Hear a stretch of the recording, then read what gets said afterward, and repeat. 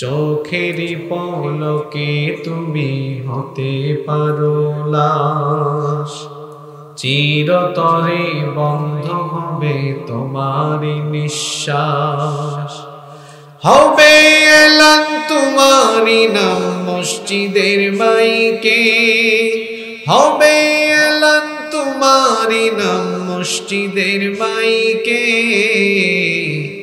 বাড়িওয়ালা নাই রে বাড়ি নাই রে দুনিয়াতে, বাড়িওয়ালা নাই রে বাড়ি নাই রে দুনিয়াতে, বাড়িওয়ালা নাই রে বাড়ি নাই রে দুনিয়াতে, বাড়িওয়ালা নাই রে বাড়ি নাই রে দুনিয়াতে। তোমার ভয়ে থাকতো মানুষ ছিল বাহাদুরি, ভাবনি হাওয়ায় উড়া তুমি যে রঙিন ঘুড়ি। তোমার ভয়ে থাকতো মানুষ ছিল বাহাদুরি, ভাবনি হাওয়ায় উড়া তুমি যে রঙিন ঘুড়ি। সুতোই টান দিলে মালিক,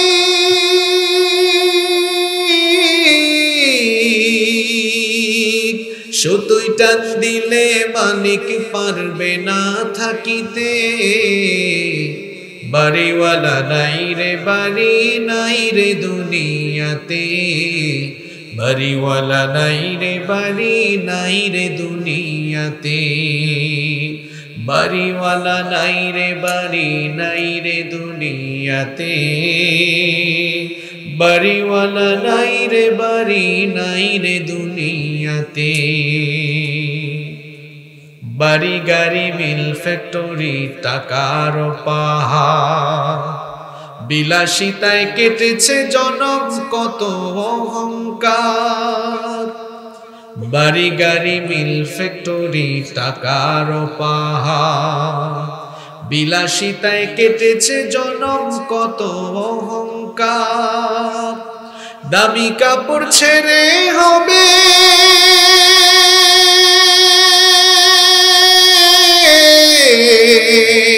দামি কাপড় ছেড়ে হবে সাদা কাফন পরিতে।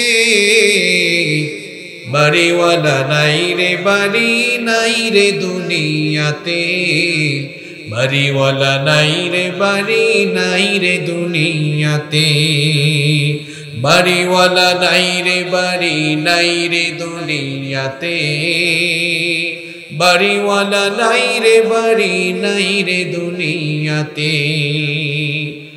যাদের সাথে চলতে তুমি থাকতে দিবানিশি, জানা যায় শরীক হবে তোমার প্রতিবেশী। যাদের সাথে চলতে তুমি থাকতে দিবানিশি, জানা যায় শরীক হবে তোমার প্রতিবেশী। স্বজনেরা নিয়ে যাবে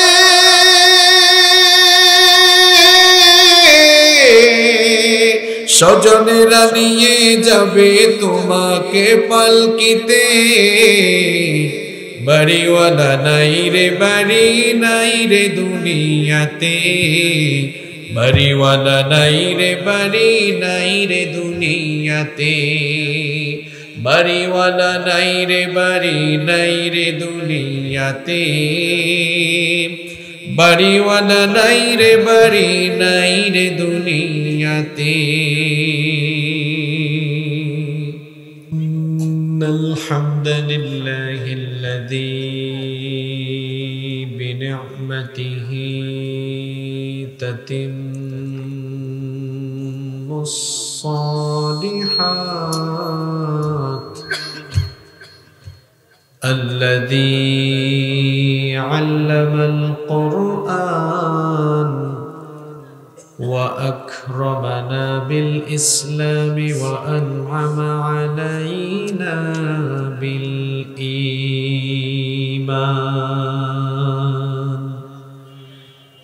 نستغفره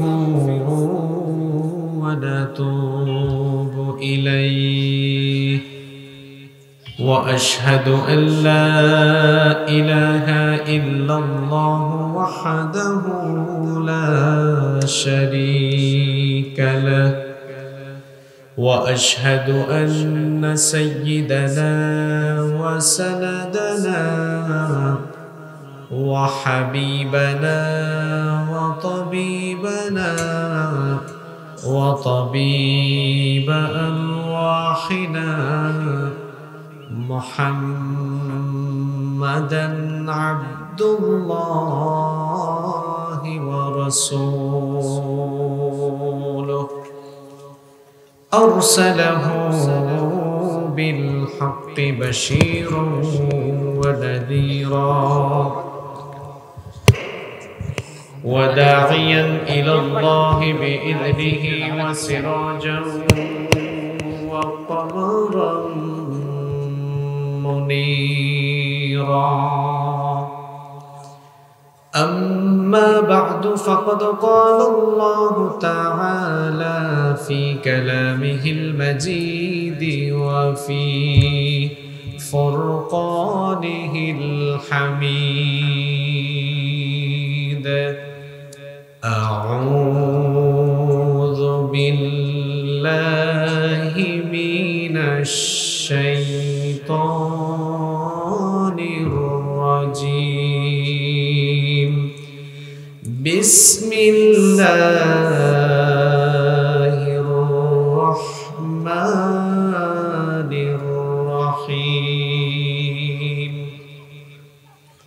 يوم لا تملك نفس لنفس شيئا والأمر يومئذ لله وقال تعالى في شان حبيبه إن الله وملائكته يصلون على النبي يا أيها الذين آمنوا صلوا عليه وسلموا تسليما কেউ চুপ থাকবেন না সবাই আন্তরিকতার সঙ্গে আমার সাথে পড়েন আল্লাহুম্মা সাল্লি আলা মুহাম্মাদ ওয়া আলা আলি মুহাম্মাদ কামা সাল্লাইতা আলা ইব্রাহিম ওয়া আলা আলি ইব্রাহিম ইন্নাকা হামিদুম মাজিদ اللهم بارك على محمد وعلى آل محمد كما باركت على إبراهيم وعلى آل إبراهيم إنك حميد مجيد ربي زدني علما ربي زدني علما رب اشرح لي صدري ويسر لي أمري واحلل عقدة من لساني يفقه قولي سبحانك لا علم لنا إلا ما علمتنا إنك أنت العليم الحكيم صدق الله العظيم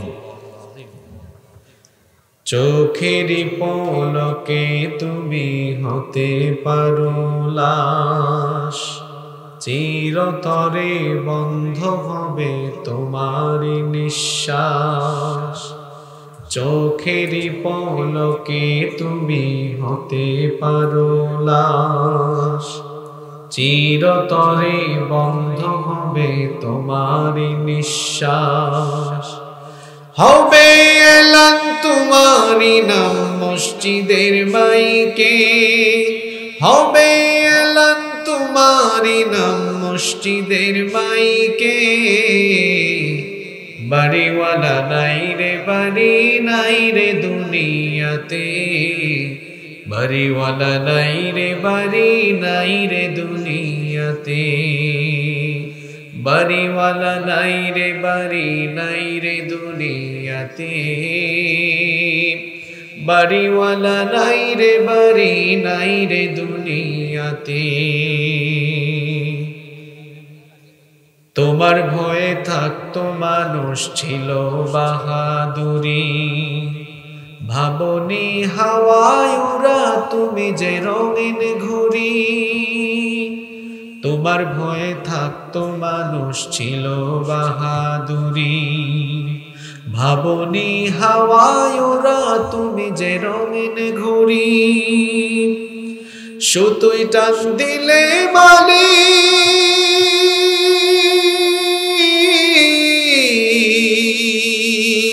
সুতোয় টান দিলে মালিক পারবে না থাকিতে।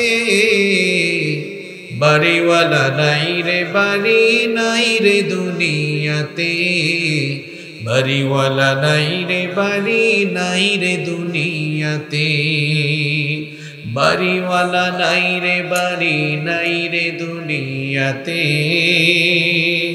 বাড়িওয়ালা নাই রে বাড়ি নাই রে দুনিয়াতে।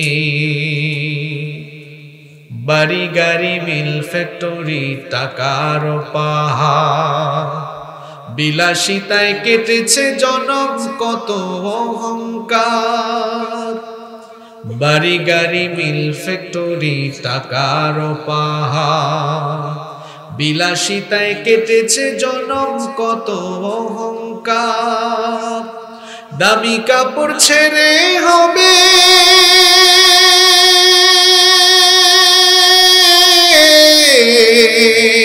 দামি কাপড় ছেড়ে হবে সাদা কাফন পরিতে। বাড়িওয়ালা নাই রে বাড়ি নাই রে দুনিয়াতে, বাড়িওয়ালা নাই রে বাড়ি নাই রে দুনিয়াতে, বাড়িওয়ালা নাই রে বাড়ি নাই রে দুনিয়াতে, বাড়িওয়ালা নাই রে বাড়ি নাই রে দুনিয়াতে। যাদের সাথে চলতে তুমি থাকতে দিবানিশি, জানা যায় শরিক হবে তোমার প্রতিবেশী। যাদের সাথে চলতে তুমি থাকতে দিবানিশি, জানা যায় শরিক হবে তোমার প্রতিবেশী। স্বজনেরা নিয়ে যাবে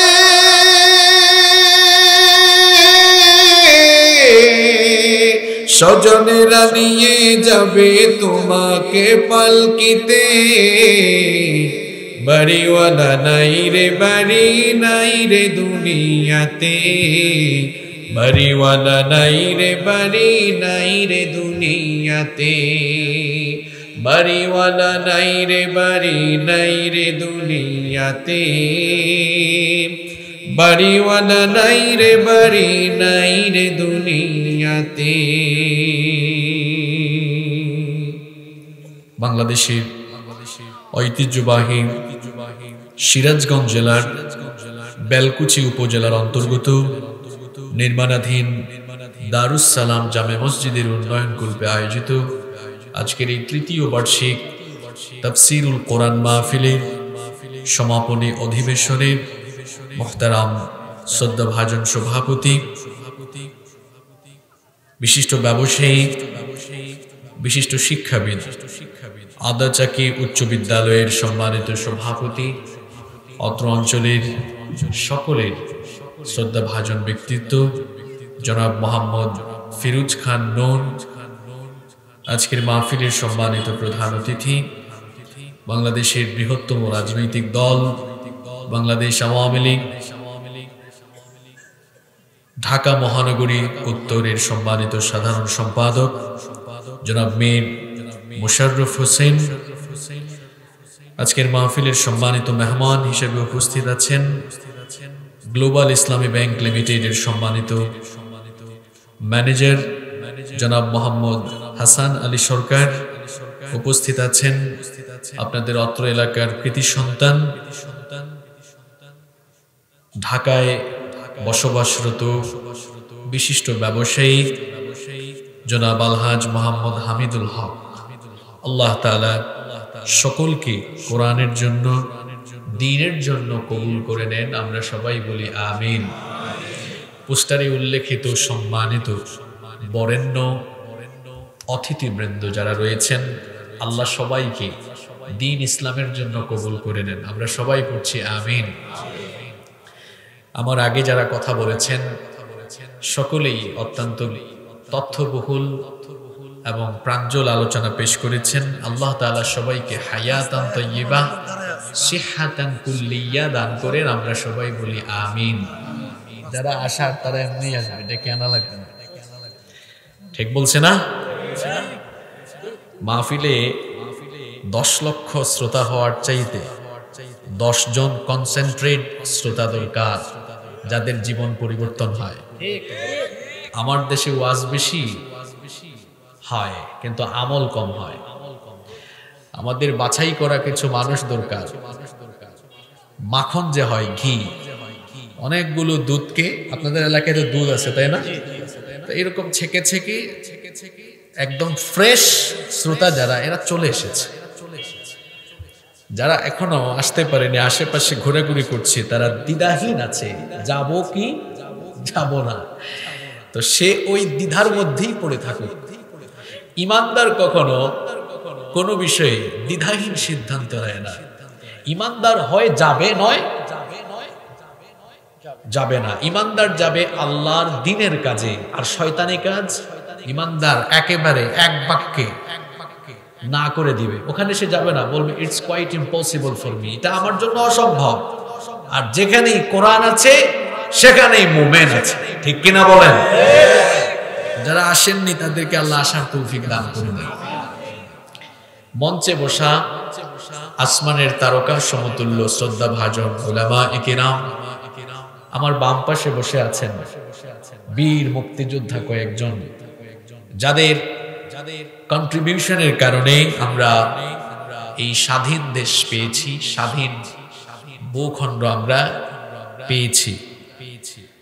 তারা অনেক কষ্ট করে এই দেশকে স্বাধীন করেছেন, কিন্তু এদেশের অর্থনৈতিক মুক্তি, বাক স্বাধীনতার মুক্তি এখনো মানুষ পায়নি। সেটাও যেন আল্লাহ আমাদেরকে দান করেন। বলেন আমিন। মন চাইলেই কিছু বলা যায় না, মন চাইলেই কিছু করা যায় না। স্বাধীনতা মানে হলো মানুষের মধ্যে কথা বলার স্বাধীনতা থাকবে। স্বাধীনতা মানে হলো চলনে, বলনে, কথনে মানুষ স্বাধীন থাকবে। তো এই স্বাধীনতাটাও যেন এদেশের মানুষকে আল্লাহ দান করেন। বলেন আমিন। মঞ্চে বসে আছেন বিভিন্ন মহলের ব্যবসায়ী ভাইয়েরা, মঞ্চে বসা অত্র এলাকার গণ্যমান্য এবং বিশিষ্ট ব্যক্তিবর্গ। আমার সামনে বসে আছেন আমার পিতার বয়সী সম্মানিত মুরব্বিয়ানে আযম। দেখতে পাচ্ছি ইসলাম প্রতিষ্ঠার অগ্রসেনানী অসংখ্য যুবক তরুণ ছাত্র ভাইদেরকে। হয়তোবা মহিলা প্যান্ডেল এবং বাড়ি থেকে, পর্দার আড়াল থেকে মনোযোগ দিয়ে শুনছেন আমার মায়েরা, আমার বোনেরা। মহিলা প্যান্ডেলে জায়গা নেই। সিরাজগঞ্জের মহিলারা অনেক ধার্মিক। এই মহিলাদের অবদান ইসলামে কম না বেশি? শুধু বেশি নয়, মহিলাদের অবদান ইসলামে সবচেয়ে বেশি। সর্বপ্রথম ইসলাম কবুল করেছেন আপনারা না মহিলারা?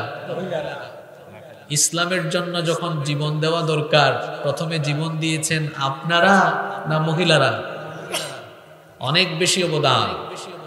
এই যে ফিলিস্তিনে বর্তমানে যে নির্মমতা আমরা দেখছি, ফিলিস্তিনি মায়েদেরকে আপনারা সোশ্যাল মিডিয়ায় দেখবেন, যারা ফেসবুক ইউজ করেন কিংবা যারা প্রতিনিয়ত সাম্প্রতিক বিশ্বের খোঁজ খবর রাখেন, দেখবেন ফিলিস্তিনি মায়েরা সন্তানদেরকে শহীদ হওয়ার প্রেরণা দিয়ে তারা সন্তান বড় করে। আল্লাহু আকবার। ইমাম আবু হানিফা রাহমাতুল্লাহি আলাইহির নাম শুনেছেন আপনারা? আবু হানিফা রাহমাতুল্লাহি আলাইহিকে উনার সময়ের জালিম সরকার জেলখানায় ঢুকিয়েছে। এ ধরনের জালিম এখনো পৃথিবীতে আছে, যারা আবু হানিফার উত্তরসূরি আলেম উলামাদেরকে এখনো কয়েদখানায় বন্দী করে রাখে। আবু হানিফা রাহমাতুল্লাহি আলাইহিকে জেলে ঢুকাইয়া পিটানো হচ্ছে। বলা হচ্ছে আপনি সরকারের সকল আজে বাজে কাজের সমর্থন দেন। তিনি বললেন এটা অসম্ভব। আবু হানিফার মাকে জেলখানায় আনা হলো।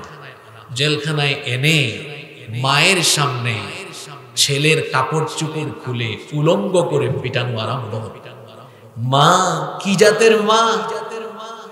মা এই অবস্থা দেখে বললেন, আবু হানিফা, এই জালিমরা তোমাকে পিটাতে পিটাতে যদি লাশও বানিয়ে ফেলে, খবরদার বাতিলের সামনে মাথা তুমি নত করে দিবে না। আল্লাহু আকবার।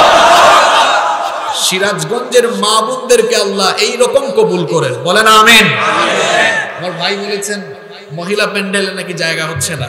আল্লাহ আমার মায়েদেরকে, আমার বোনদেরকে খাদিজাতুত তাহেরা রাদিয়াল্লাহু আনহা, সুমাইয়া রাদিয়াল্লাহু আনহা, আম্মা জান আয়েশা রাদিয়াল্লাহু আনহার মতো কবুল করে নেন। আমরা সবাই বলি আমিন।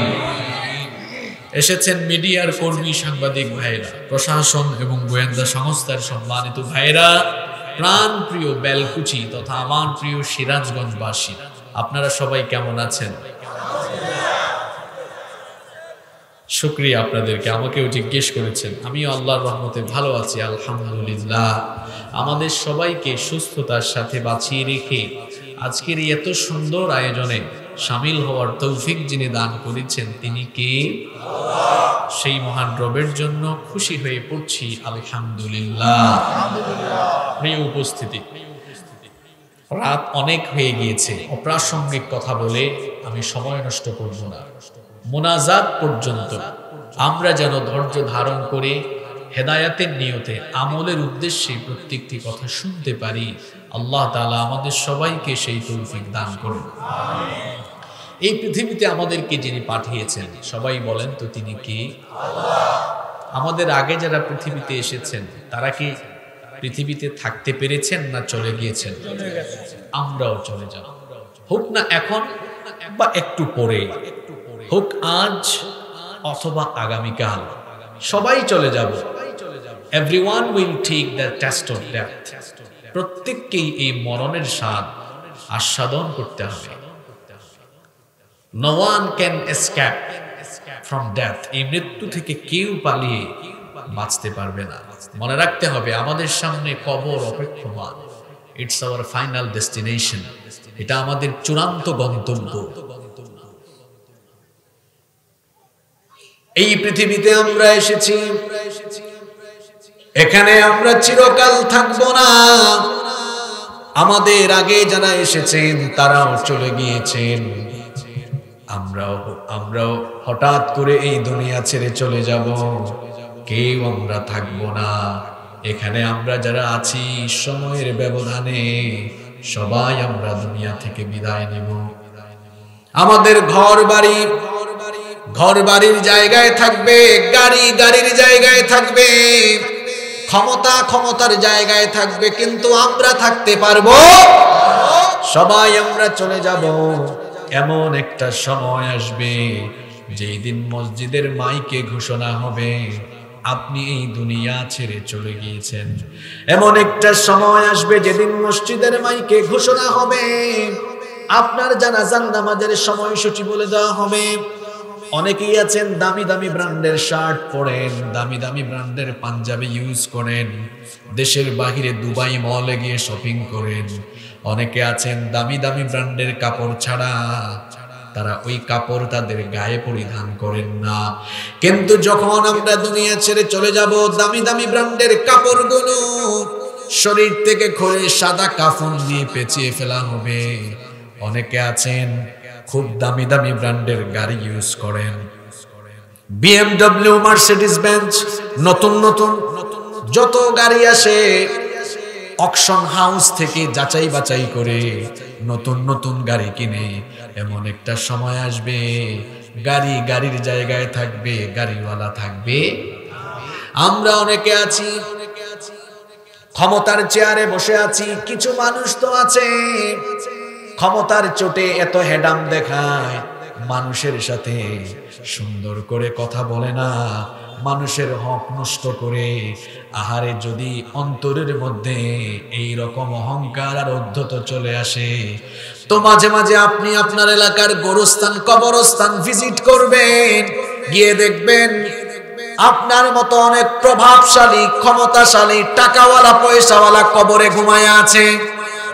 আপনিও চলে যাবেন, আপনিও থাকবেন না। এই পৃথিবী থাকার জায়গা নয়। এখানে আমরা যারা এসেছি সবাই আমরা আবারও ফিরে যাব যার কাছে। সবাই বলেন তিনি কি? আল্লাহ। কবরে চলে যাব, এরপরে ইসরাফিল সিংহায় একদিন ফু দিবেন। ইসরাফিলের সিংহার ফুৎকারে যখন কিয়ামতের ঘটনা ঘটে যাবে, মাথার উপরের আসমান, পায়ের তলার জমিন, গোটা বিশ্বজগৎ লন্ডভন্ড চূর্ণ বিচূর্ণ মেসাকার হয়ে যাবে, কিচ্ছু থাকবে না। এজন্য আল্লাহ কোরআনুল কারীমে বলেছেন, কুল্লু মান আলাইহা ফান, সবকিছু ফান হয়ে যাবে, ধ্বংস হয়ে যাবে, ক্ষয় হয়ে যাবে, লয় হয়ে যাবে। ওয়ায়াবকা ওয়াজহু রাব্বিকা যুল জালালি ওয়াল ইকরাম, কেবলমাত্র একজন মহামহিয়ান সত্তা অবশিষ্ট থাকবেন, যিনি থাকবেন সবাই জুড়ে বলেন তিনি কে? আল্লাহ। কিচ্ছু যখন ছিল না, আমি ছিলাম না, আপনি ছিলেন না, যখন কিছুই ছিল না তখন যিনি ছিলেন পুরুষোচিত কণ্ঠে জবাব দিয়ে বলেন তিনি কে? আল্লাহ। আবার যখন কিচ্ছু থাকবে না তখনও যিনি থাকবেন তিনি কে? কিয়ামতের মাঠে আমরা সবাই হাজির হয়ে যাব।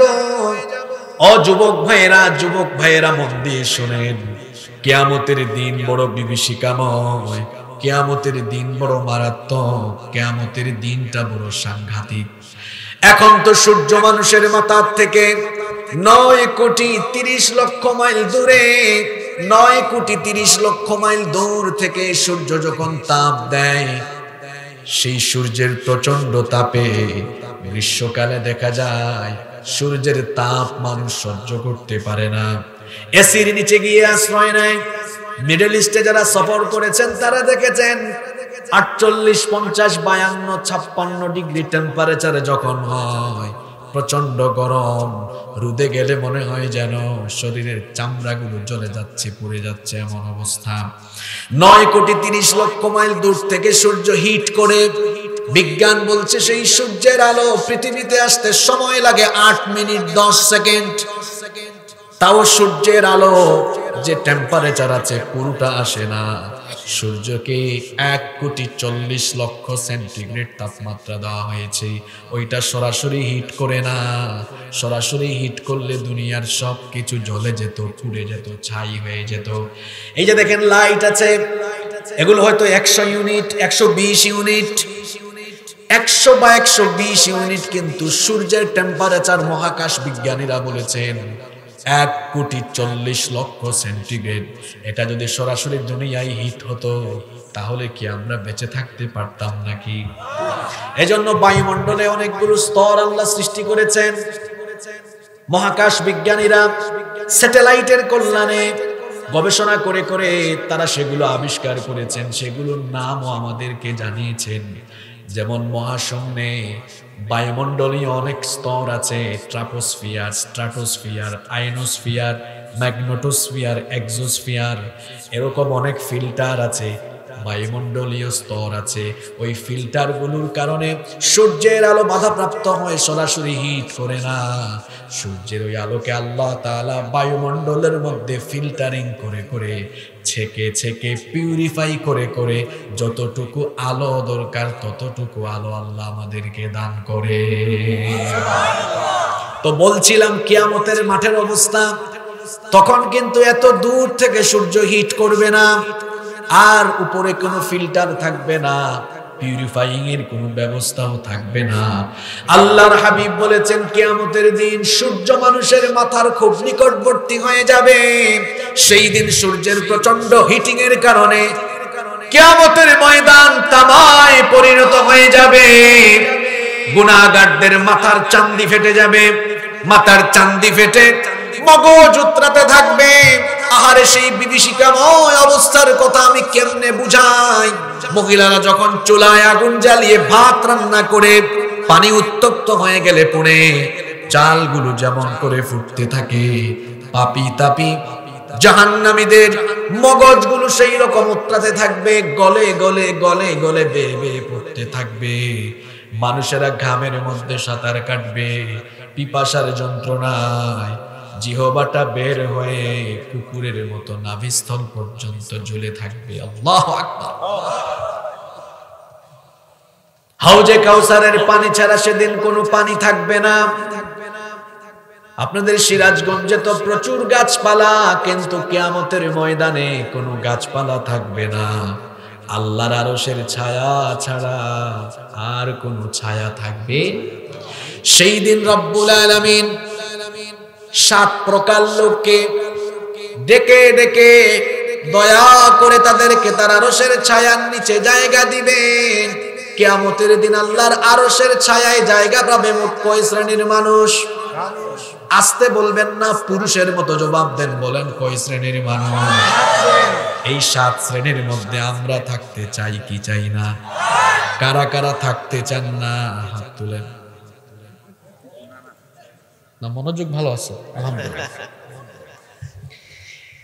7 শ্রেণীর মানুষকে রব্বুল আলামিন দয়া করে সেদিন তার আরশের ছায়ার নিচে জায়গা দিবেন। এই হাদিসটি বুখারী শরীফ, মুসলিম শরীফ সহ বিখ্যাত হাদিসের অনেক গ্রন্থে বর্ণিত হয়েছে। হাদিস বর্ণনাকারী সাহাবীর নাম হচ্ছে আবু হুরায়রা রাদিয়াল্লাহু আনহু। তিনি বলছেন রাসূল করিম সাল্লাল্লাহু আলাইহি ওয়াসাল্লাম বলেছেন, সাবাতুন ইউযিল্লুহুমুল্লাহু ফি যিল্লিহি ইয়াওমা লা যিল্লা ইল্লা যিল্লুহ। 7 শ্রেণীর মানুষকে রব্বুল আলামিন কিয়ামতের দিন তার আরশের ছায়ার নিচে জায়গা দিবেন, যেদিন আল্লাহর আরশের ছায়া ছাড়া আর কোনো ছায়া থাকবে, আর কোনো ছায়া থাকবে না।